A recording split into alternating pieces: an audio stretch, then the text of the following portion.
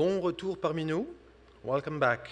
J'espère que vous avez profité de la pause du midi pour poursuivre vos conversations et créer de nouveaux liens avec celles et ceux que vous avez pu rencontrer en début de conférence ce lundi. Notre prochaine séance poursuivra les réflexions de cet avant-midi en explorant les nouvelles réalités géopolitiques qui façonnent les stratégies des gouvernements et des entreprises. Cette séance, intitulée « Déchiffrer le nouveau paradigme géopolitique », est présentée en collaboration avec HEC Montréal.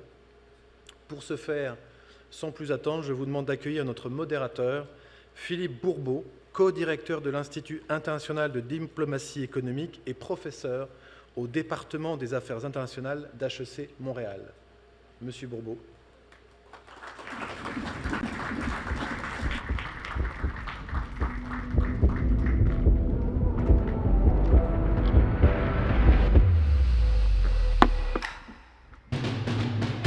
Nous sommes bien plus qu'une école de gestion. Nous sommes animés par l'audace et le désir d'entreprendre les choses différemment pour faire des organisations des vecteurs de changement. Nous sommes une communauté étudiante qui se réalise aujourd'hui pour mieux vivre l'action de demain et un corps enseignant qui crée le savoir en gestion et transmet sans cesse sa passion. Nous sommes des diplômés qui rayonnent ici et aux quatre coins du monde et des employés qui ont la liberté de réaliser leurs ambitions personnelles et collectives. Nous sommes des partenaires qui contribuent au progrès de leur organisation et de la société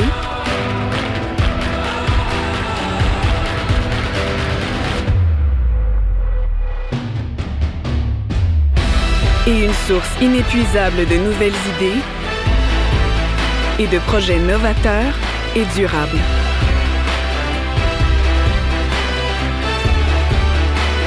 Nous sommes HEC Montréal, là où les possibilités se créent.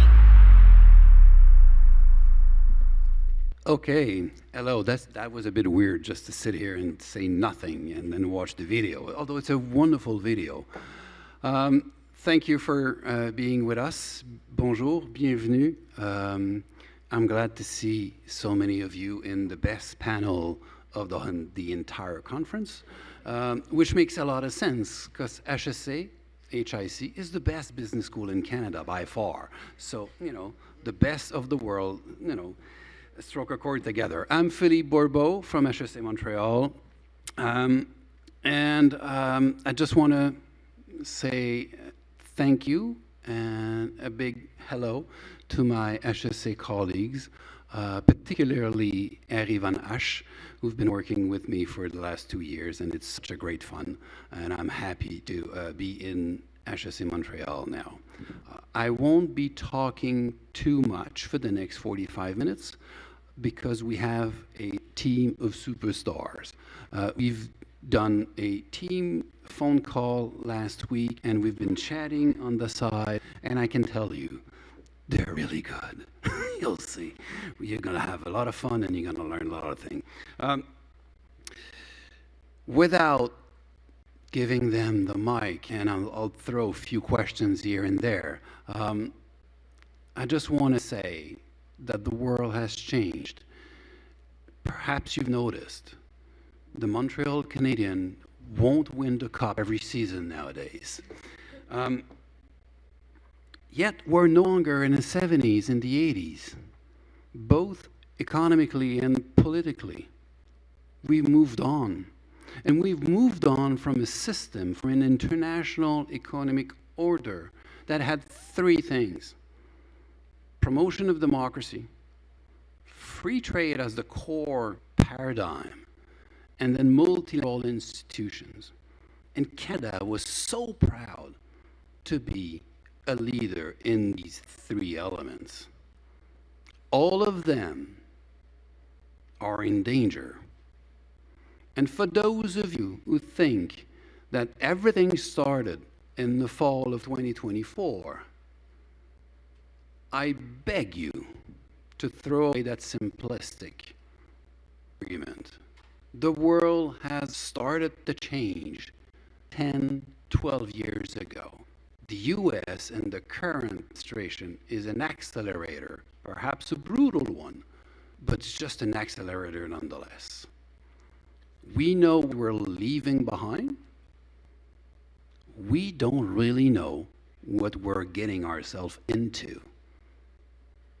And I think part of it is beautiful and part of it is stimulating. And they will try to have a debate and answer a few of these questions in the next 45 minutes. And I think you're going to find this very, very stimulating. So without further ado, I will let you introduce yourself directly, but I'm going to ask you if you could just present what you do, what your company producing, and perhaps just to add a bit of positive fun. It's the afternoon after all. What is the best part of your job? You know, why are you doing this? And it's time consuming and, you know, there's a lot of effort you're putting. What is the fun into that? Good afternoon, everyone. My name is Kody Blois. I'm the Member of Parliament for Kings Hants, a rural Nova Scotia riding, and I have the privilege of serving as the Parliamentary Secretary to Prime Minister Carney.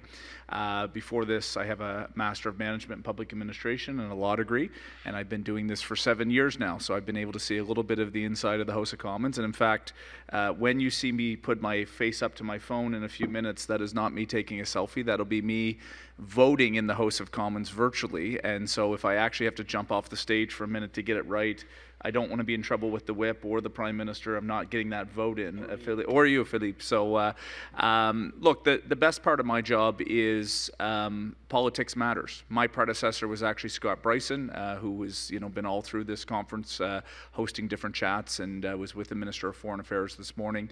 But he said in his last speech, politics matters. The decisions that take place in the House of Commons in Ottawa, at the Assemblée nationale in Quebec, at your local council, in Washington, they have implications around the world. And the work that we do matters in the public interest. That's why I joined.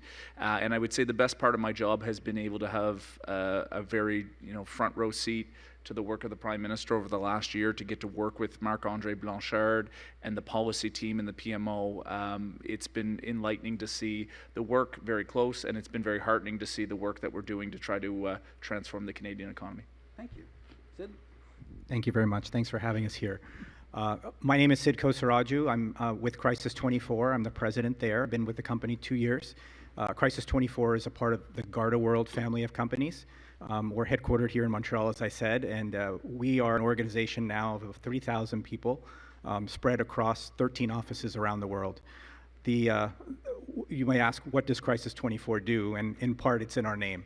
What we do is we respond to crises, and we help prepare against them. We work with many of the most influential organizations and individuals across the world, and what we do is we bring them peace of mind. When it comes to elements around intelligence, physical security, health security, cybersecurity, we bring all that together for these organizations and these individuals to allow them to operate with confidence in what seems to be an increasingly uncertain world that we're living in every day. And what makes it exciting for me is just every day I literally jump out of bed because I know we're bringing value and we're bringing peace of mind to those that we serve. And there's nothing better when you know you can help someone and do it in mass and in scale. So it's really been a privilege to do that. Good to be with you all. Bonsoir à tout le monde. My name is Siegfried Usal. I'm a Vice President of Strategy and Artificial Intelligence Growth for the Thales Group here in Canada. My background is I've been in the military for 24 years. I've learned to work with machines, high-tech machines, and in combat in the Middle East and the Central Europe mostly.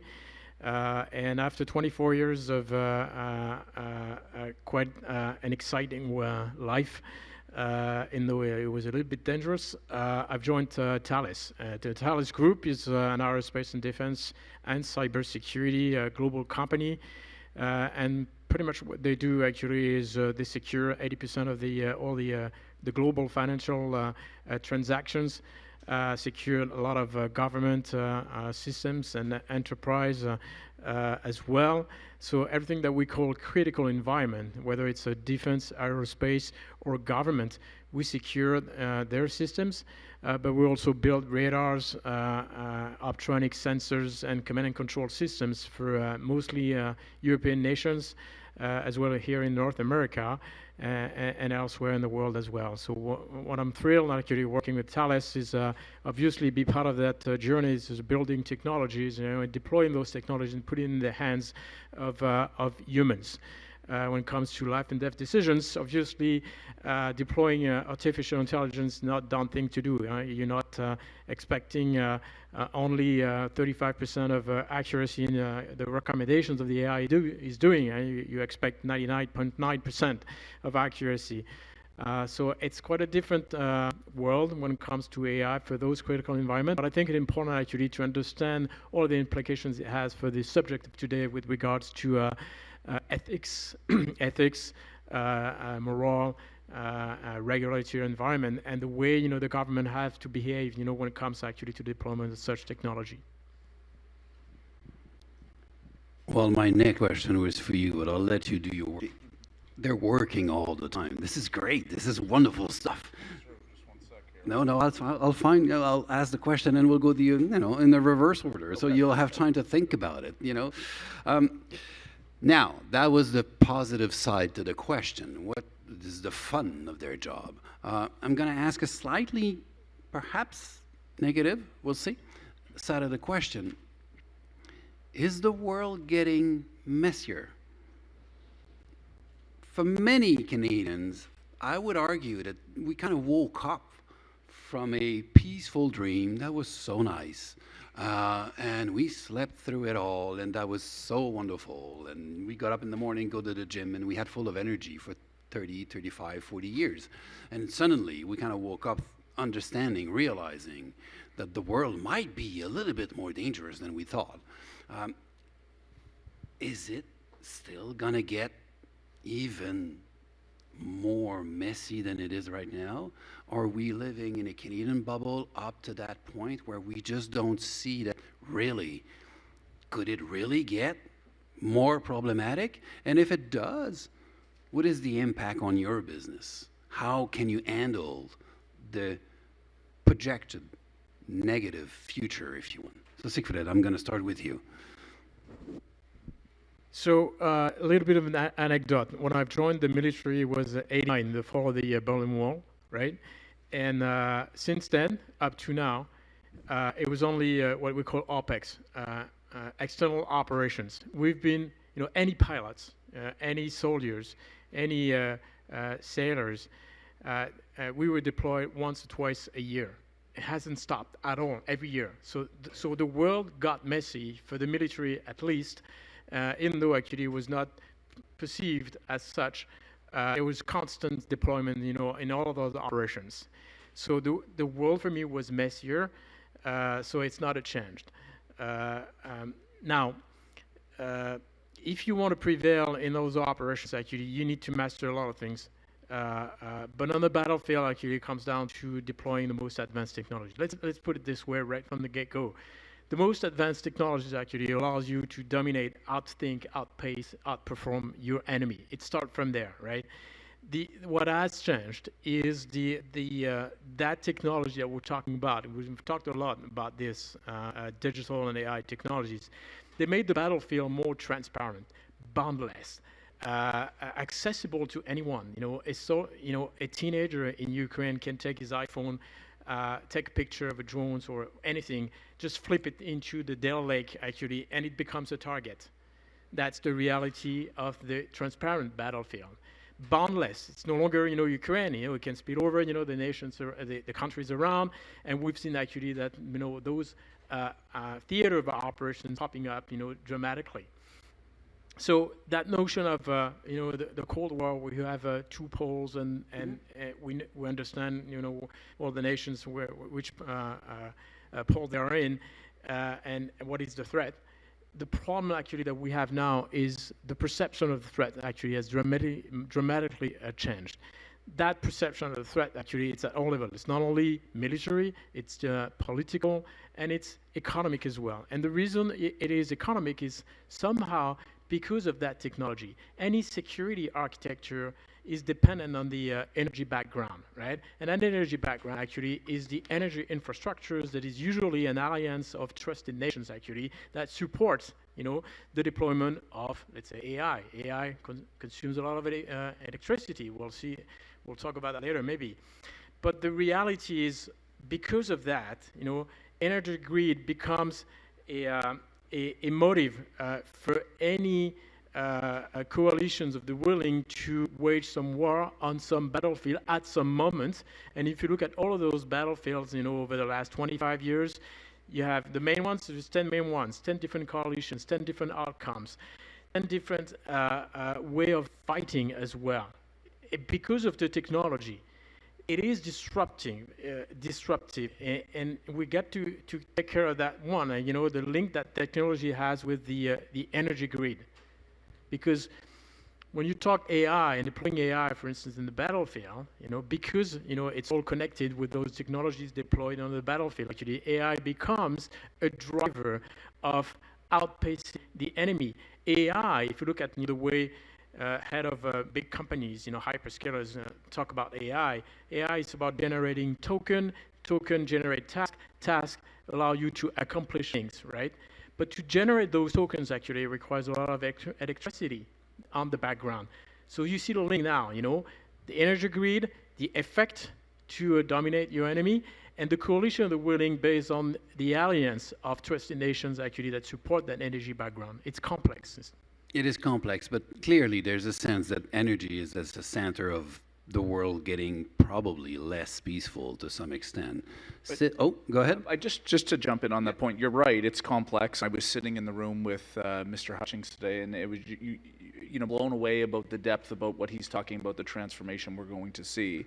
But I would argue to this room that it is not complex in the sense that warfare, military has always been built on resources. It's always been built on the ability to feed your army, to be able to make sure that you're resourced to be able to defend accordingly. And obviously the dynamic, Philippe, of what we're talking about is changing. It's electricity, it's compute, it's autonomous vehicles and vessels, and maybe not necessarily the hungry bellies of the soldiers, but it's all about your resources and the ability to get there. Sorry to cut you off, Sid. Not at all. I think it's very, very valid. I mean, I think the world, in our lens, has gotten more volatile. There are more threats there. And it's interesting. From our vantage point, it's not necessarily correlated, but they're not silos anymore. What is a threat to a government could be a threat to a corporation, could be a threat to a citizen. And it's not just necessarily always in the area of conflict.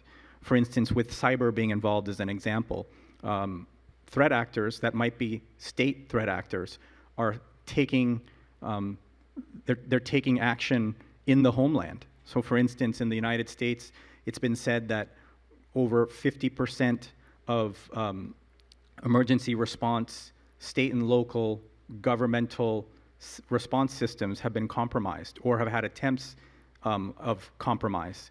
That, in many cases, has been state threat actors that have incited that or led to that. So this is instances where it's not just on the battlefield, but it's coming to the homeland, and the volatility and the level of threats have increased across multiple dimensions.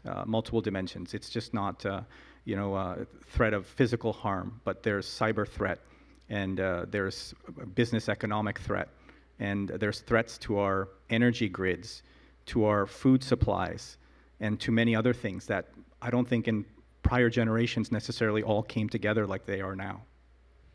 So I'll give you the political angle. These two are your specialists in the field, and I'll give you and remind this audience of where we were just over a year ago in our Canadian politics. The Liberal Party was 25 points down in the polls, and it was looking as though we were going to get crushed. And there was a number of factors that contributed to the Prime Minister's success and ultimate mandate from Canadians in April of 2025. One, of course, was the U.S. administration changing its trade policy, given the nature of how integrated we are. And this has ties back to what these guys are talking about, which is we had an American panel talking about midterms just earlier today, and both of those representatives talked about the fact that globalization, free trade, there's a feeling in certain areas of the country that those individuals, those communities haven't been benefited. And similarly, Prime Minister Carney earned his mandate on being seen as the most competent choice to lead the country through a chaotic period. And it is a very challenging period for Canada right now. We do have our largest trading partner, and as the Prime Minister has reminded Canadians, it is their right to choose their trade policy. But it's our responsibility to decide how we respond to that. And right now, there is difficulties because there are tariffs on some of our most integrated sectors, in steel, in aluminum, in forestry, and auto, that represents a very core component of the Canadian economy. And so you compound that with what we just heard from Mr. Hutchins just a few minutes ago about the fact that in 5 years he's saying that the transformation could be exponential in terms of AI.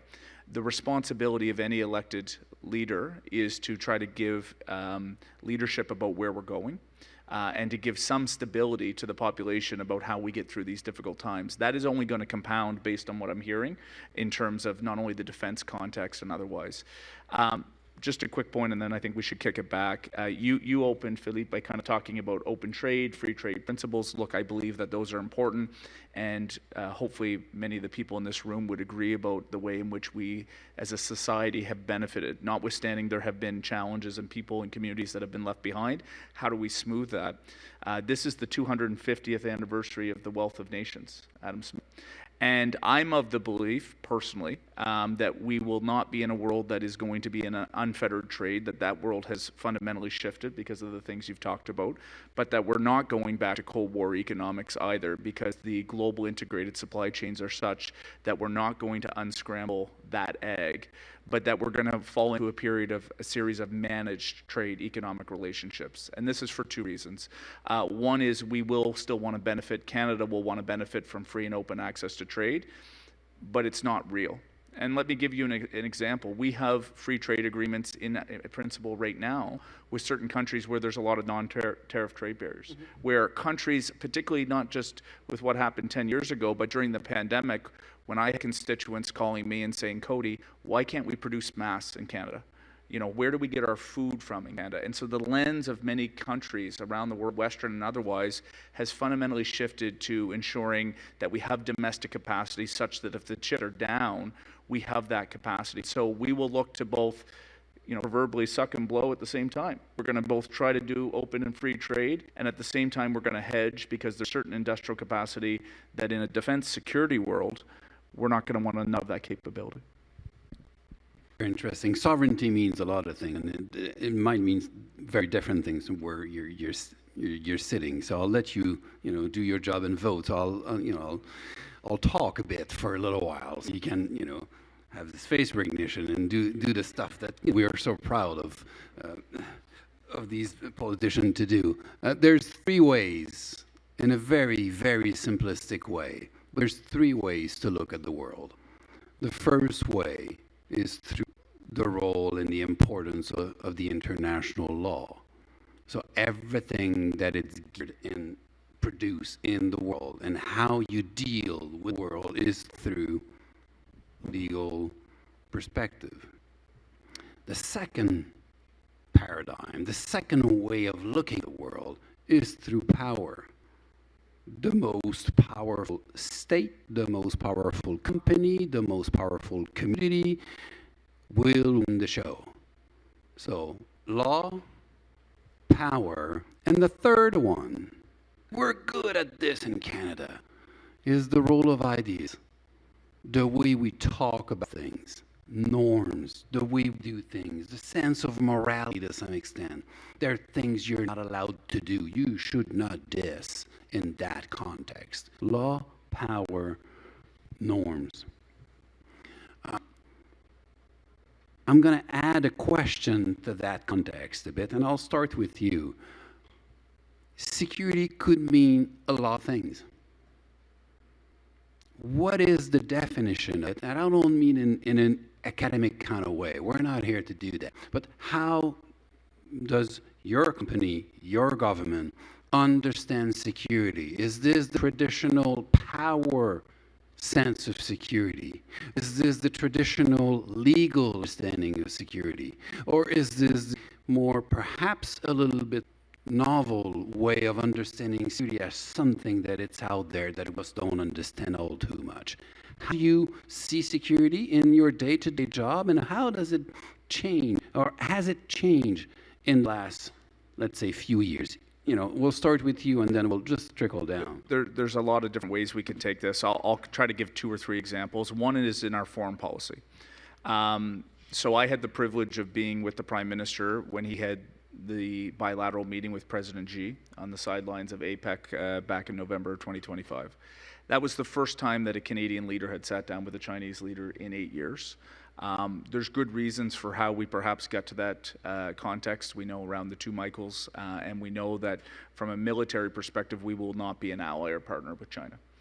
But our Prime Minister takes the view that, and he's said this before, we don't take the world as we wish it to be, we take it as it is. And that gets back to that chaotic, uncertain world. And so we will focus on areas where we can cooperate reasonably with China. On trade, where it makes sense, perhaps on energy, people-to-people ties. And the Prime Minister's been very clear that there'll be areas and guardrails where we won't cooperate, AI being one of them, obviously on defense, on critical minerals. Same with India. We hadn't had a relationship with India. There had been certainly reports of, from a national security lens, there's concerns. So look, the Prime Minister, again, is seeking to recalibrate relationships around the world. He's used the word variable geometry, and it's this idea that we will have military partnerships, NATO, where we will be. We will have opportunities to partner with certain countries in certain specific areas, and that although in principle the UN has been that vehicle that traditionally has been that way to convene and still can be, and we still feel is important and multilateralism is important, that if it's not functioning, we are going to have to, as middle power, step up and try to be a coalition of the willing to bring people together and countries together where it makes sense. That is much more fragmented, that is a lot more work, but that might be the work that has to happen. Look, trade, what I would say briefly is you look at what has happened with EU and Mercosur and the agreement that's been established there, EU and India. Canada has been a founding member of CPTPP. You could see a world where you have these big blocks of international trade that perhaps there's an opportunity to actually bring some of those blocks together as a catalyst to ensure that we still, to the extent possible, notwithstanding the push and pull I just talked about, have more access, cooperatively. Just quickly on defense. We did launch our AI strategy last week, and it is built first and foremost around gaining trust of the Canadian population. Western countries trail other countries in the world around the adoption and trust in AI. Canada is one of the laggards, frankly, around AI adoption. Only about 12% of our corporate citizens, our businesses, are actually using AI. We intend to try to take that number higher. There's a whole host we could get into. We would agree about AI as a defense piece, but beyond AI and I'll say digital sovereignty, we are spending a considerable amount of money on defense. And it is the first time that Canada has reached 2% of its GDP spending on defense since the fall of the Berlin Wall in 1989, with built into our fiscal framework, as the Prime Minister has said, an ability to get to 4% of GDP spend on defense by 2030. That's in 3.5 years. So if you're in the defense space right now, if you're a company that can add value in that side, now is a good time to be helping to support our outcomes. So there's the physical, there's digital, and then it's our trade relationship and our foreign relationship to have that variable geometry that the Prime Minister's talking about. Sid? Thank you. No, I think that's well said. As I look at it from the perspective that we've had in terms of the 3 elements you mentioned and security, what does that mean? And one way I could see that is what we see is sometimes, and our lens is really corporations and it's individuals and families. But from that perspective, when they think of security, they think of peace of mind, operating with confidence when there's great uncertainty. But what does that mean? When the rule of law goes out the window. When someone exerts inordinate power, when the best ideas don't necessarily get all heard out, how can you still be safe and operate with confidence? And an example is what recently happened in the Middle East with, they were individuals that were in countries that the rule of law was not there. I mean, they were attacked. I mean, there were drones coming, there were missiles flying, and people had to figure out how to manage in that environment. And that's when they needed security, right? And so being able to have the ability to feel safe, to feel confidence when you know that those three elements are not there, in my mind, is one way of looking at what security is and what it feels like. Siegfried? So for us, from an industry standpoint, so what the industry does is pretty much building things that fulfill the requirements of our customers, which are governments, armies, and etc. But mostly armies and governments, right? So when you talk about power, if you want to exercise geopolitical power, economic power, or military power, you need sovereign capabilities, right? If you don't have sovereign capabilities, you can't exercise power. So it starts from there, and the government of Canada has rightly chosen those capabilities that they need to be sovereign for Canada to exercise power in those three areas. So that's one thing. If you want to be if you want to share, we talk about third one, which is shared value. You can't do that alone because it's a tremendous journey and endeavor. So you need to have partners. So that's what we call in military terms interoperability. The ability to work within coalition, same standards, the same, not the same capabilities, but a way to operate jointly the capabilities as an alliance. So Thales does provide the means to exercise that power and ensure that it is interoperable with nations that are like-minded, which we call a balance between sovereignty and interdependency. And why do I call it interdependencies? The reality is, if you want to ensure that your alliance is sustainable and everybody believes in that alliance, you have to create some dependency between those members of those alliances. Sovereignty is not alienation of the others or transaction with others, actually, to ensure they have the right technology at some point to exercise the power through the capabilities that Thales brings. So the balance between sovereignty and interdependency is really the trick. If you want to exercise the power with like-minded nations, in the context of international, if you look at technologies that is deployed in the battlefield that we put in the hands of those soldiers, the soldiers has rules of engagement, and all the human chain of command up to the commander-in-chief is bounded, actually, the actions are bounded actually by those rule of engagements. Rule of engagements actually is derived from the international laws. So it makes the perfect equations actually, and I think thank you for choosing that framework actually, because it's really where you have to have that convergence of driving force if you want to exercise power, rightfully and legitimately as well.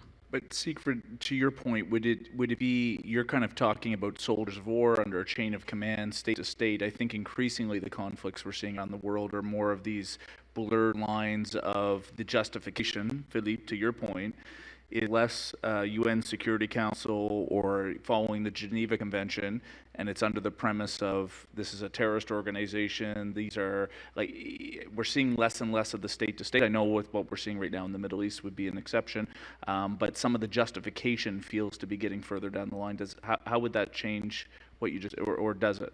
So before going to war, you assess the operating environment, and that's the key. Assessing the operating environment actually has become a team sport, right? leveraging some new technologies that are impressively much more powerful than human. Human thinks analog. Right? When it comes actually to complexity of the world, you need sensors. Sensors could be a camera. It could be a woman. It can be anything, right? Sensors everywhere. So the key to address the question just asked is anticipation.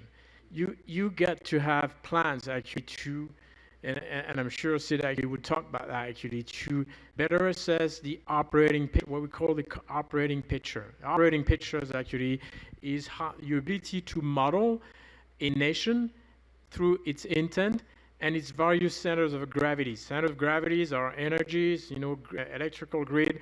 So modeling actually the environment, which is modeling a nation state, through the intent actually, and the different move that we made actually is something that we would do before, because war or battle actually is the last ditch maneuver, say, and we expect actually not to do that. I'm going to ask another question to all of you, and perhaps if we have time, move into a more individual question. And I'll ask a question, and then I'll give you some time to think about it, and I'll say a few words. You seem to all agree that your strategy is to move forward. I haven't heard any comment to the idea that, we wish we would go back to the 80s and the 90s, and there was so much fun and better back in the days. We didn't hear that. Yet, what is the biggest limit in your own company in terms of moving forward? How come you're not going faster, bigger, longer, more deeper in a way? What is your own internal, in your own company, limit to moving forward even faster? And while you think about your answer, because that was not a question that I invented this question just right now, because I thought they were talking about limits. My sense is this one. I'm not too sure that we are thinking in terms of defense and security in the best possible way, at least here in Canada.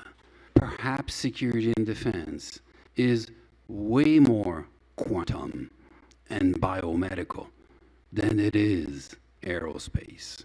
Perhaps the next war won't happen above our head, but perhaps in water, in the Arctic.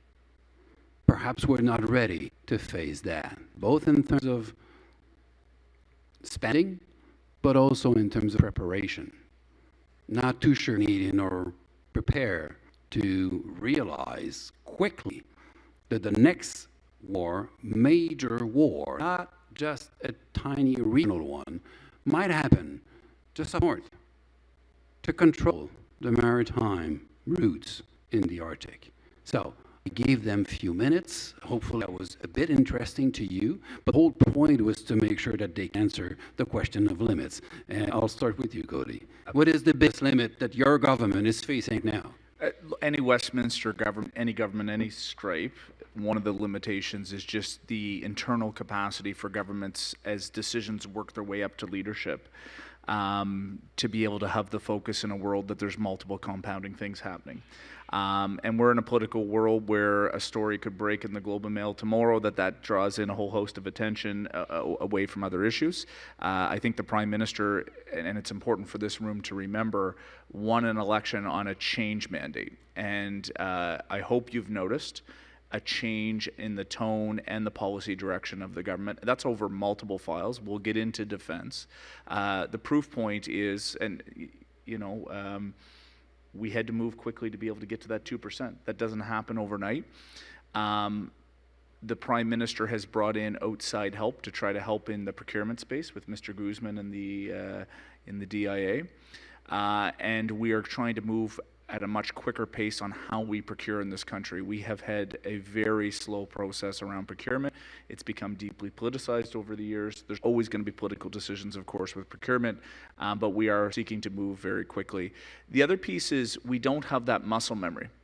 You know, like, look, I'm a former athlete. I used to be in the gym almost every day of every week. I don't get the time to get to the gym as much as I should anymore. If I went back in, tried to lift that 100-pound weight that I used to be able to lift very easily 10 years ago, it might take a little time. And in the same context on defense, a lot of our private industry, notwithstanding we have great companies like Thales and others that are here, we have to get them going in the sense that if we are going to try to build up quickly, that muscle memory has to come back. And we have existing primes that can do that work. One of the challenges in Canada is getting our SMEs to get involved in procurement, because how often have I heard the case of an innovative company in the defense space who is supplying a product or a service to the allies, but yet hasn't been able to break through in the procurement in Canada. We're seeking to change that.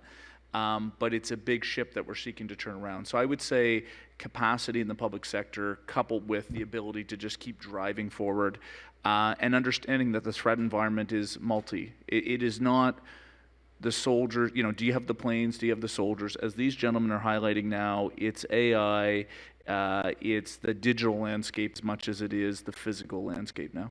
Okay, Sid?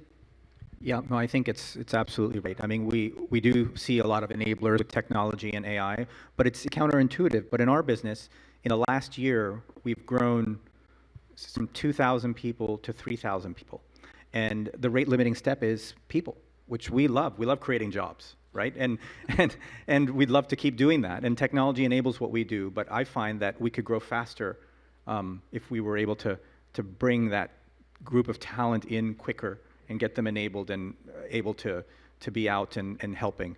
Because it's not our desire or wish, but as the world does become more uncertain every day, there's a need for companies, governments, people to be helping ameliorate that. And I would say that's probably what we think about all the time, is continuing to recruit and find good talent. Human resources. Siegfried? So my response will be twofold. So first one actually is not at more speed, is cautious. Excessive speed kills. And suddenly overconfidence in technology can kill also. I would refrain from going way faster when it comes to what I said just before. You know, thanks to advanced technology, you can outperform, right? I'll be cautious about that, because you can go the other way, which is the dark side of the the journey, which is chemical mustard gas, in the First World War, for instance, and it could kill a lot more people. So that's the first thing. The second one, I'm going to be focused on Canada, because the government of Canada created an environment and the conditions with amazing leadership to do it fast. That's the signal that Mark Carney is sending, doing fast with the right conditions, actually, to ensure that we have assurance mechanisms built inside right from design. The reality, and that'd be one piece of advice, and maybe we can talk after, is operationalizations of all those frameworks is not easy, and it will not go as fast as you wish if you don't design a Canadian Defense Industrial Authority. You need a design authority. You need a design authority that is the acquirer at the same time. So it's both hats, right? And the reason I'm saying that, actually, because I've experienced that in the industry as well. When it comes to technology, when it comes to partnerships, when it comes to designing what it is, the solutions, because it's a system, it's not one technology, it's a system for a desired effect on the battlefield. If you don't have such design authority that is the top level and it has the power to choose, right, which technology, which company are the right, you won't go fast enough.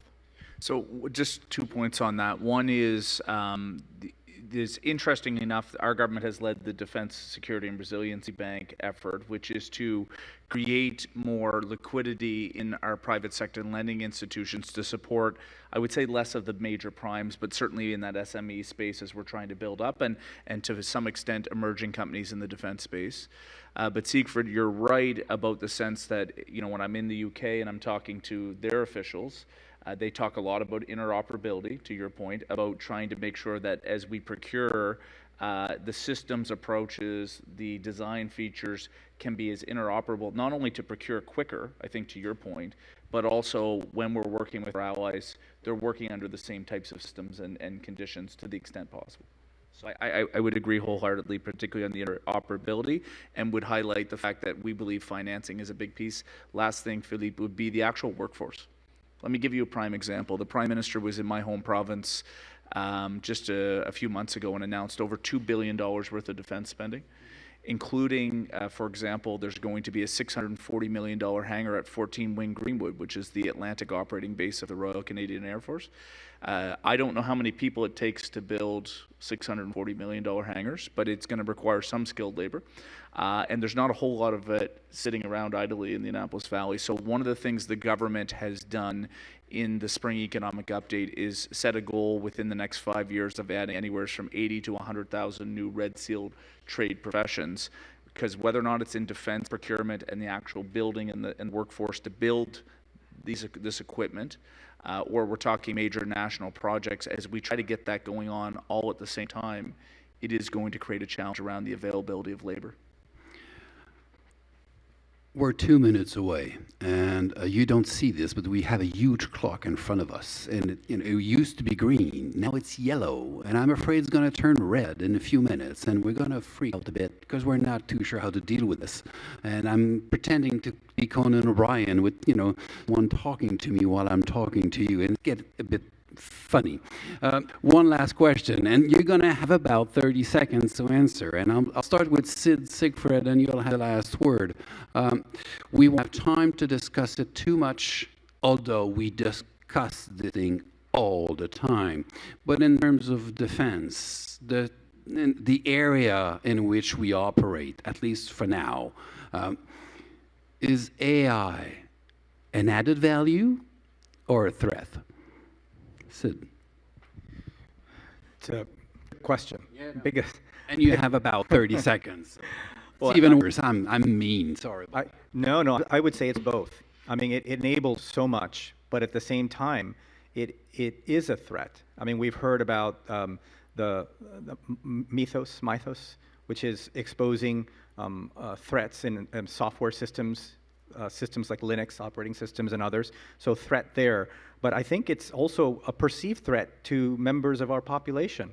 I know that younger generations have seen AI as a threat, and it's led in certain cases to violence. We've seen in the United States the United Health CEO incident, where the perpetrator has argued that that there was almost technology and other elements of society being against him and members of society, right? So I think we have to watch AI. I mean, I think it will bring a lot of value, but at the same time, it has to be taken for what it is. It can threaten, and we have to, as Parliamentary Secretary Boyce was saying, we have to make sure in this process we bring everybody along.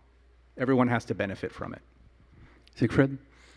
I'm sad to say that it's both, right? And it's not, the problem is not AI, it's how you use AI, right? And I mean, whether it's a bomb or a missile, actually depends on who you're using actually and for what, it's going to change the outcome, right?